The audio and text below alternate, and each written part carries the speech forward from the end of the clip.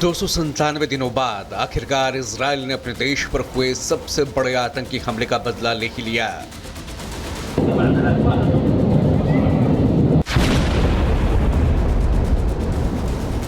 बदला भी ऐसा कि इजरायल ने ईरान में घुसकर दुनिया में आतंक का सबसे खतरनाक चेहरा बने हमास चीफ इस्माइल हानिया को मार गिराया।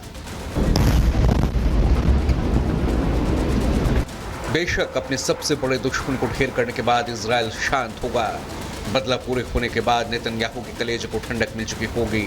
लेकिन सबसे बड़ा सवाल ये कि क्या घर में घुसकर किए गए मेहमान की हत्या के बाद क्या ईरान शांत रहेगा? क्या ईरान इजरायल के इस हमले के बाद चुप बैठेगा या फिर इस हमले के बाद ईरान दुनिया को उस महातबाही का चेहरा दिखाएगा जिसके बारे में सोचकर दुनिया पिछले 9 महीने से थर्राती रही है?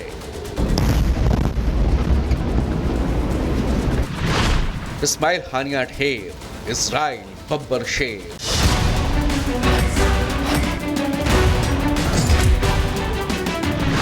इजराइल का बदला पूरा, अब ईरान से महातबाही का खतरा। यह आशंका इसलिए क्योंकि खबर यह है कि ईरान में हमास चीफ इस्माइल हानिया की हत्या का बदला लेने के लिए ईरान अब तड़प उठा है। ईरान के मुख्य जमकारान मस्जिद पर लाल झंडा फहरा दिया गया है, जिसका सीधा मतलब है कि ईरान अब इजराइल से इंतकाम लेगा। इतना ही नहीं, इंतकाम के ऐलान के साथ ही ईरान के सर्वोच्च नेता आयतुल्ला खामनई ने बदला लेने का खुला ऐलान भी कर दिया है।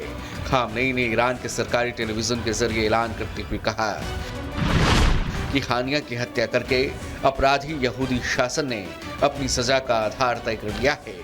हानिया हमारे प्रिय मेहमान थे जिनकी हमारी जमीन पर हत्या कर दी गई। उनका बदला लेना हमारा कर्तव्य है। आपको बता दें कि ईरान में जमकारान मस्जिद पर इस झंडे को बदले का झंडा कहा जाता है। ये वहां तभी फहराया जाता है जब ईरान किसी की मौत या हमले का बदला लेने का ऐलान करता है। ऐसे में यह तय है कि ईरान ने अगर जमकारान मस्जिद पर लाल झंडा फहराया है तो वो अपने दुश्मन को चेतावनी दे रहा है। वहीं ईरान की इस चेतावनी के बाद इजरायल ने भी पूरी तैयारी कर ली है। हालांकि अभी तक इजरायल ने हानिया की हत्या को लेकर कोई बयान नहीं दिया है, लेकिन दुनिया में यह स्पष्ट संदेश है कि हानिया की हत्या करके इजरायल ने अपने सबसे बड़े दुश्मन से बदला ले लिया है।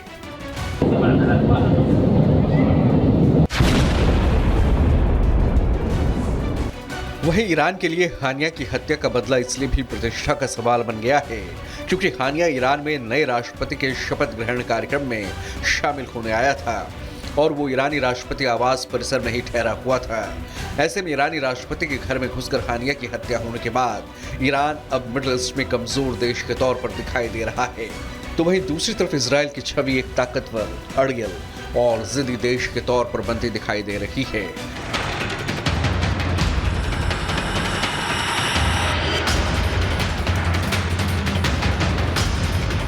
मगर ईरान के लिए इजरायल को चुनौती देना भी आसान नहीं है क्योंकि हानिया की मौत पर दुनिया अब 2 हिस्सों में बंटी नजर आ रही है।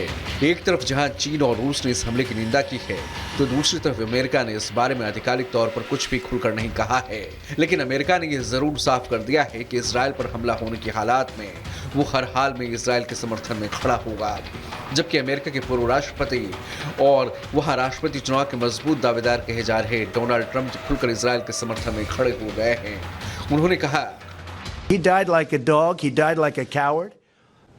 He was whimpering, screaming, and crying. And frankly, I think it's something that should be brought out so that his followers and all of these young kids that want to leave various countries, including the United States, they should see how he died. He didn't die a hero. He died a coward. Iran भले ही इस वक्त बौखलाया हुआ है, लेकिन इसमें कोई शक नहीं कि ईरान को अगला कदम उठाने से पहले कई खतरों को ध्यान में रखना होगा क्योंकि मौजूदा हालात में उसने जरा भी गड़बड़ी की तो दुनिया में वो महायुद्ध शुरू होगा जिसमें उसके साथ मिडिल ईस्ट के कतर, लेबनान और तुर्की जैसे देश खड़े होंगे। वहीं उसका सामना खतरनाक घातक हथियारों से लैस इजरायल और अमेरिका जैसे देशों से होगा जो पल भर में दुनिया का भूगोल बदलने की पूरी ताकत रखते हैं। Bureau report, Republic Bharat.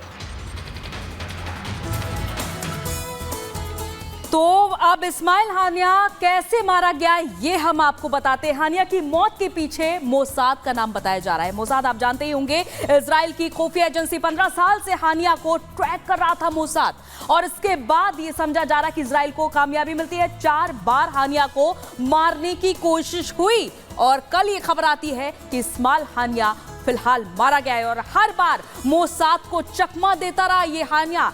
और 2 दिन पहले हानिया ईरान जब पहुंचा, उसके बाद आगे समझिए, तेहरान में मोसाद के नेटवर्क ने ट्रेस किया।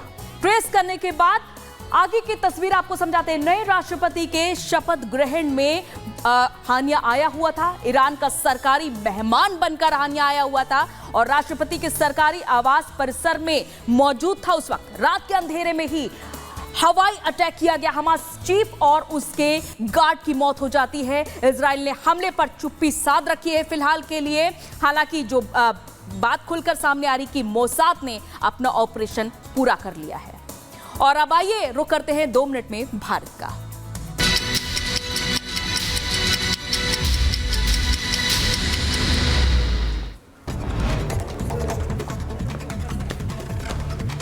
दिल्ली एनसीआर में हुई झमाझम बारिश, कई जगहों पर हुआ ट्रैफिक जाम।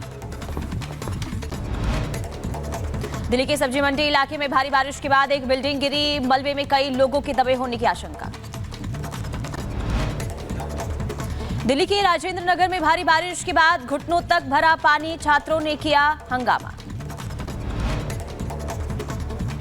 दिल्ली में भारी बारिश के बाद दरियागंज में गिरी दीवार, दरियागंज के एक स्कूल की दीवार गिरी।